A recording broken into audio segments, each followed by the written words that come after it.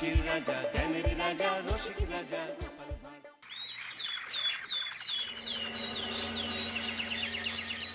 কই গো গিন্নি, শুধু ভাত দিয়ে গেলে যে, সঙ্গে আর কিছু দেবে না? দিলাম তো এক ঘটি জল, ভাতে জল ঢেলে নুন দিয়ে মেখে খেয়ে নাও। হ্যাঁ, কি রোজ রোজ সেই এক খাবার, এসব মুখে তোলা যায় নাকি? হ্যাঁ, তাহলে খালি পেটেই থাকো না, কে বলেছে মুখে তুলতে? না মানে অন্তত একটা কাঁচা পেঁয়াজ। এই মাঝে মাঝে তো বেশ ওই মশলা দিয়ে কষিয়ে মাছ মাংস রাঁধতে পারো গিন্নি। বাজারে মাছ মাংসের দাম জানো? ছেঁড়া কাঁথায় শুয়ে মাছ মাংস খাওয়ার স্বপ্ন দেখতে লজ্জা করে না তোমার? আসলে কি জানো তো গিন্নি, আমার লজ্জাটা ওই তোমার রান্নাঘরে রাখা মশলার বাক্সের মতো, শুধু আছে কিন্তু কোনো কাজে লাগে না। এই খবরদার, আমার রান্না তুলে একদম খোঁটা দেবে না, এই বলে দিলাম। হ্যাঁ, আমি চললাম মাছ আনতে, তুমি আদা রসুন বেটে পেঁয়াজ কুচিয়ে রাখো, বুঝলে? বলি পয়সা কোথায়? লাগবে না, মাছ খেতে হলে পয়সা নয় গিন্নি, বুদ্ধি লাগে, বুদ্ধি, বুঝলে? বুদ্ধির বদলে মাছ কোন দোকানদার দেয় গো?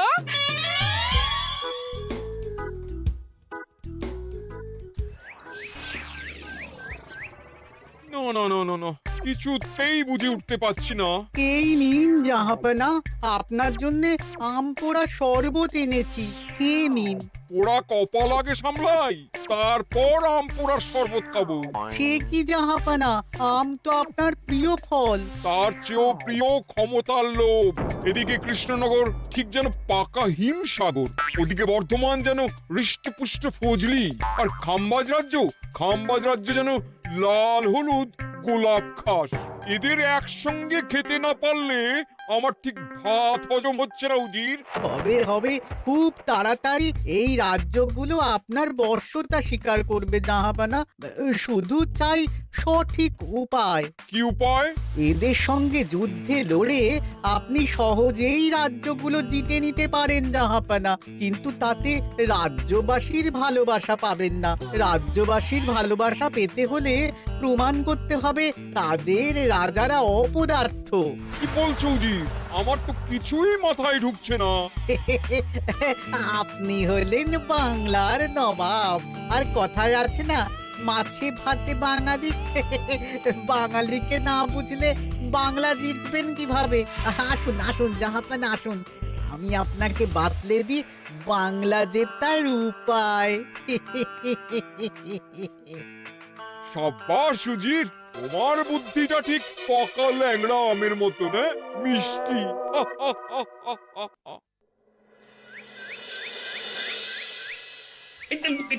ধর ধর ধর ধর ধর, এই পায়ের নিচ দিয়ে গলে গেল, ধর ধর ধর ধর।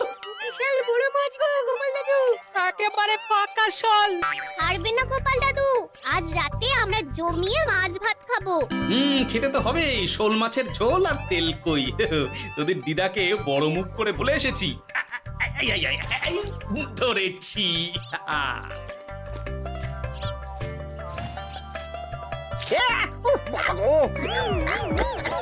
ছি ছি ছি ছি, কি দুর্গন্ধ! গোপালকে ছাড়বেন না মহারাজ, ও ইচ্ছে করে আমার মুখে কাদা ছুঁড়েছে। ঠাকুর বলেছেন মানুষ নিজের কর্মফল একদিন না একদিন ঠিক পাবে। মন্ত্রী মশাই যে এত তাড়াতাড়ি পেয়ে যাবেন ভাবতেই পারিনি। দেখেছেন মহারাজ, দেখেছেন? দোষ করে এখন আবার ধর্মের বাণী দিচ্ছে। তুমি রাজসভা কামাই করে এসব কি করছো গোপাল?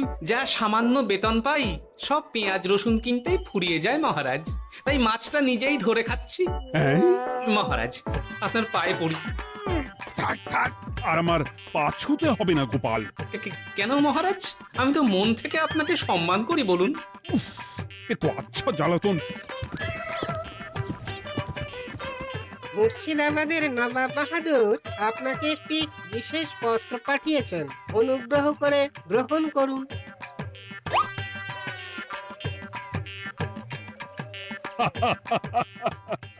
এ তো দারুণ আবদার। যাবো যাবো, আমি অবশ্যই যাব। কোথায় যাবেন মহারাজ? নবাব বাহাদুর লিখেছেন আগামী পরশু তার প্রাসাদে অতিথি হয়ে যেতে, তবে খালি হাতে নয়, সঙ্গে করে একটি জ্যান্ত মাছ নিয়ে যেতে। উপহারে জ্যান্ত মাছ? নবাব বাহাদুরকেও আমার মতন জল দিয়ে নুন ভাত খেতে হচ্ছে নাকি? নবাব হোক বা ফকির, সবার গিন্নি সমান। কিন্তু সঙ্গে করে কি মাছ নিয়ে যাওয়া যায়? ভেটকি, চিতল নাকি কাতলা? আচ্ছা, আগামীকাল রাজসভায় আমি সবার মতামত শুনবো। গোপাল, আগামীকাল ঠিক সময় চলে এসো কিন্তু। আগে যাব মহারাজ, শুধু আমার বেতনটা। ভেবে দেখবো। চল রে, আজ অনেক মাছ পেয়েছি, চল চল চল।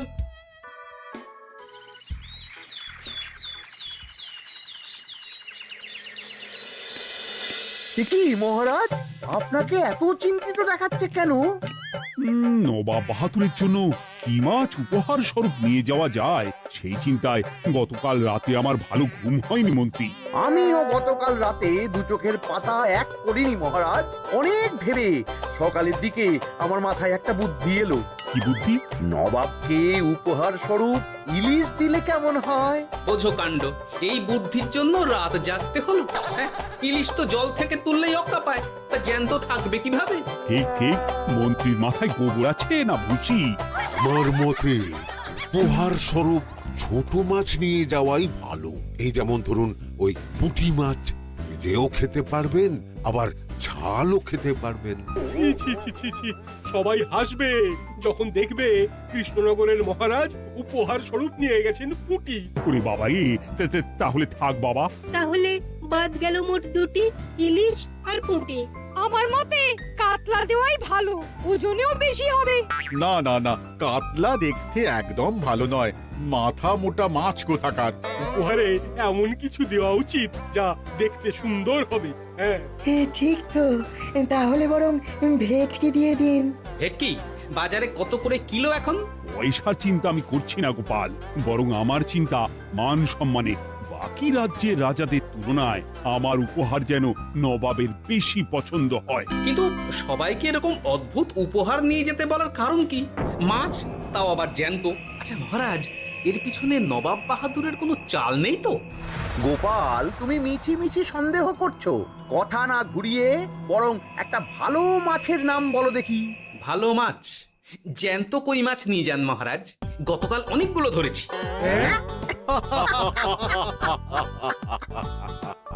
কি, এত ভালো ভালো মাছ থাকতে আমি শেষে কই মাছ নিয়ে যাব? তুমি সমাধান না দিয়ে উল্টে মজা করছো গোপাল। দূর হয়ে যাও, দূর হয়ে যাও আমার চোখের সামনে থেকে। আগে ভাড়ামো করার জন্যই তো মাস গেলে বেতন পাই মহারাজ। মানে কি বলতে চাইছো গোপাল? নবাব বাহাদুর কি চান সেটা আমরা সবাই জানি, তাই বলছি মাছের গর্তে হাত ঢোকানোর আগে পরীক্ষা করে নেওয়া উচিত ভেতরে সাপ আছে কিনা।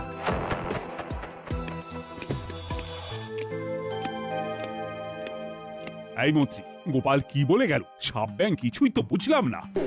ছাড়ুন তো গোপালের কথা, আমরা বরং মাছ নিয়ে আলোচনা করি। আমার মতে জ্যান্ত ভেটকি নিয়ে যাওয়াই ভালো। হ্যাঁ হ্যাঁ, আমাদের ওই ভেটকিতেই মত আছে। বেশ, এই নাও 100 মোহর। বেছে বেছে সবচেয়ে বড় ভেটকিটা বাজার থেকে কিনে আনো মন্ত্রী। তারপর তাকে রূপোর গামলায় জল ঢেলে রাখো।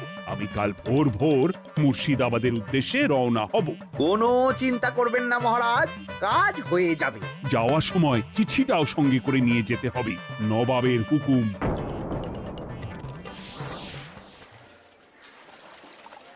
এই দেখুন কেমন খেলা করছে। হ্যাঁ, বাহ বাহ বাহ। ওজনে কত হবে? 4 কিলো তো হবেই। কিলো 2 পয়সা হিসেবে 8 পয়সা দেবেন। আমি শুধু ওজন জানতে চেয়েছি, দাম শুনে আমার কি হবে? এই, এটাকে গাড়িতে তোল। আর মাছের দামটা? মুর্শিদাবাদের নবাবকে আমাদের মহারাজ এই ভেটকিটা উপহার স্বরূপ দেবে। তোর ভাগ্য ভালো যে মাছটা তুই ধরে এনেছিস। আবার টাকা কিসের রে? আয় রে আয় আয় আয় আয় আয়, আমার কত ক্ষতি হয়ে গেল।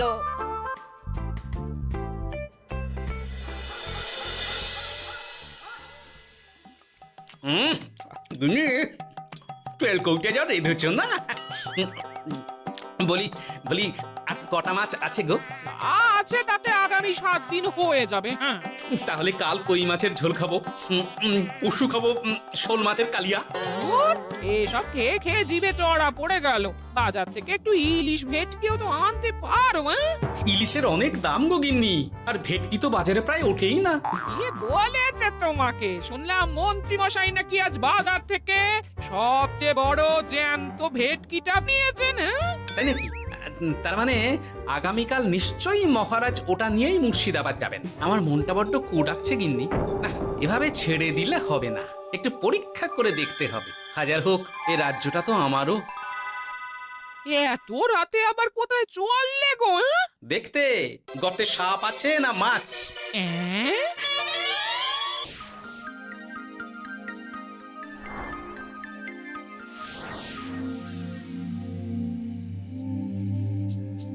এ কি গোপাল, এত রাতে? সব ঠিকঠাক বুঝেছো তো? হ্যাঁ হ্যাঁ, তুমি কোনো চিন্তা করো না গো গোপাল দাদা। তাহলে কাল উত্তরের জঙ্গলে।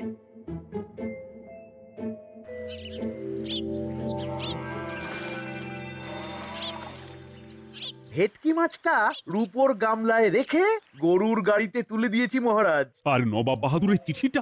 ইয়ে, সিংহাসনের ওপর, নিচে, ডাইনে, বাঁয়ে সব জায়গায় খুঁজলাম, কোথাও নেই। সে কি তাহলে? এমন চিত্তাকর্ষক উপহার দেখলে নবাব বাহাদুরের চিঠির কথা মনেই থাকবে না। আপনি নির্দ্বিধায় যাত্রা শুরু করুন মহারাজ। ঠিক বলেছ।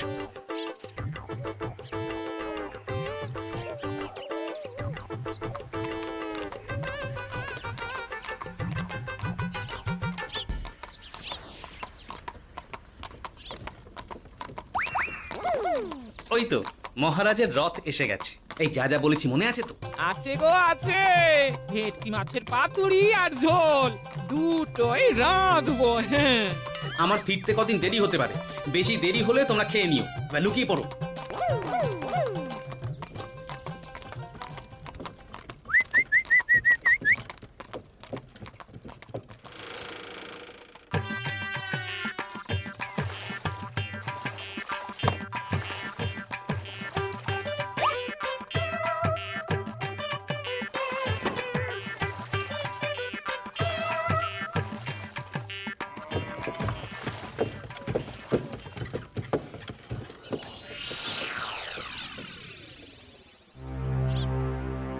ওই দেখা যায় রথে চেপে সবাই ধীরে ধীরে এদিকেই আসছে জাহাপানা।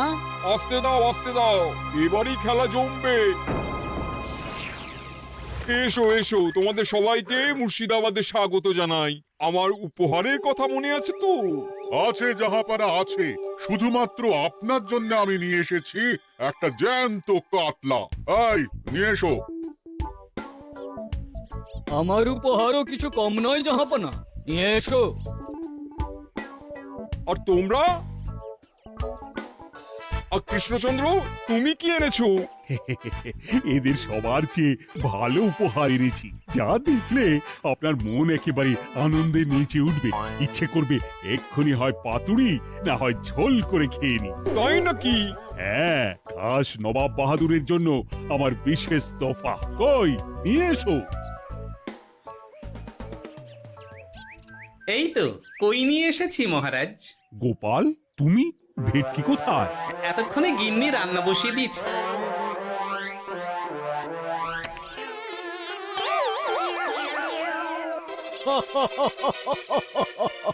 শেষে কিনা কই মাছ। আর কোনো মাছ খুঁজে পেলে না নাকি কৃষ্ণচন্দ্র? ছি ছি ছি, তোমার জন্য লজ্জায় আমার নাক কাটা গেল গোপাল। ফিরে গিয়ে আমি তোমার গর্দান নেব, এই বলে দিলাম। অনেক হয়েছে, এবার তোমরা সবাই আমার কথা মন দিয়ে শোনো। আমি তোমাদের সবাইকে একটা করে জ্যান্ত মাছ আনতে বলেছি একটি বিশেষ কারণে। তার আগে সবাইকে আমি জিজ্ঞাসা করতে চাই, আপনারা সবাই নবাব বাহাদুরের পাঠানো চিঠিটা মন দিয়ে পড়েছিলেন তো? হ্যাঁ পড়েছি। হ্যাঁ হ্যাঁ হ্যাঁ, আমরাও পড়েছি। বেশ, তাহলে তো তোমরা এই আমন্ত্রণের কারণটা জানো। তোমাদের আনা মাছেদের আয়ু যতদিন তোমাদের রাজ্যের আয়ুও ততদিন। মানে আপনাদের মধ্যে যার মাছ যেদিন মারা যাবে, জাহাপানা তার রাজ্যটা সেদিন নিয়ে নেবে। আর যতদিন না আপনাদের মাছ মরছে, ততদিন আপনারা এই প্রাসাদেই থাকবেন। হ্যাঁ, এইরকম কিছু তো চিঠিতে লেখা ছিল না। কে বলেছে ছিল না? ওই জন্যই তো আমি সঙ্গে করে চিঠিটা আনতে বলেছিলাম। এনেছো? হ্যাঁ হ্যাঁ, আমি এনেছি। এই যে, এখানে তো কোথাও এরকম কিছু লেখা নেই। তোমরা হলে রাজা, রাজাদের সব সময় চোখ কান খোলা রেখে চলতে হয়। উজির, এই নাও।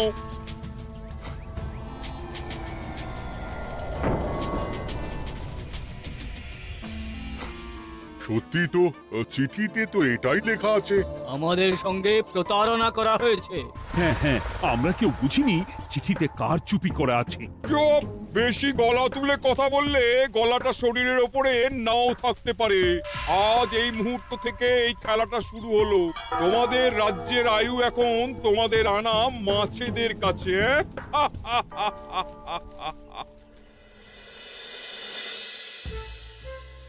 উজির, কার মাছের কি অবস্থা?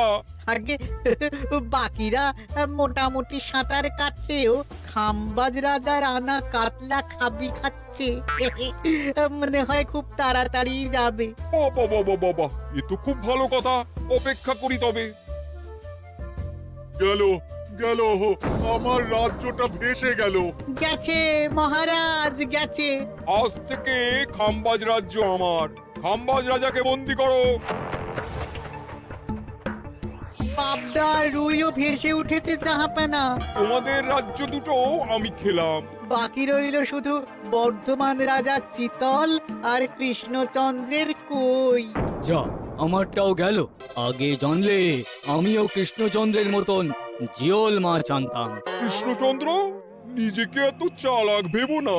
একটু দেরি হলেও একদিন না একদিন তোমার কইও ভেসে উঠবে। ততদিন তুমি আর গোপাল আমার প্রাসাদেই থাকবে, কেমন? এ তো উত্তম প্রস্তাব নবাব বাহাদুর। আপনার প্রাসাদের বিরিয়ানির কোনো তুলনাই নেই। অনেকদিন নুন ভাত খেয়ে আছি, আজ একটু বিরিয়ানি হবে নাকি? পেয়ে যাবে গোপাল। নবাবের প্রাসাদে অতিথিদের যত্নের কোনো ত্রুটি হবে না।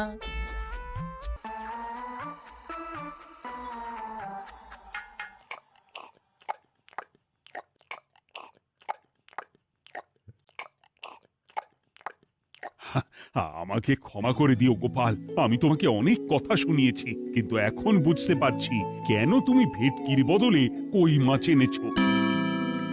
আহ, বিরিয়ানিটা যে রেঁধেছে না, বুঝি এই নবাবের বাবুর্চিকে কোনোভাবে কৃষ্ণনগরে ধরে নিয়ে যাওয়া যায় না মহারাজ? গোপাল, কোনো মাছই অমর নয়। একদিন তোমার আনা ওই কই মাছটাও মারা যাবে, আর সেদিন আমাদের কৃষ্ণনগর রাজ্যটা নবাবের হবে। আহ, মাছগুলো একেবারে ঝুড়ো ঝুড়ো, আর মাংসটা তুলোর মতন নরম।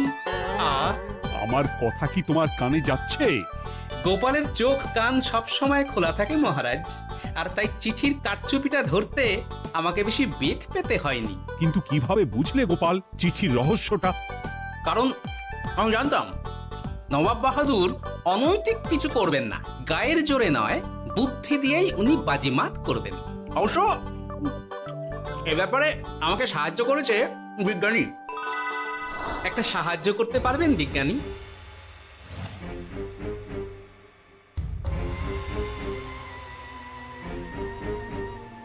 তোমার সন্দেহ একদম ঠিক গোপাল। এই চিঠিতে লেবুর রস দিয়ে লেখা হয়েছে কয়েকটি লাইন, যা শুধু আগুনের তাপেই ফুটে উঠবে। এই নাও। সর্বনাশ! গর্তে মাছ নয়, বিষধর সাপ আছে। এবার কি হবে গোপাল? আগামী 7 দিন পেট ভরে বিরিয়ানি খাবো মহারাজ। ততদিনে ওরা এসে যাবে। কারা আসবে? দেখুন না শুধু।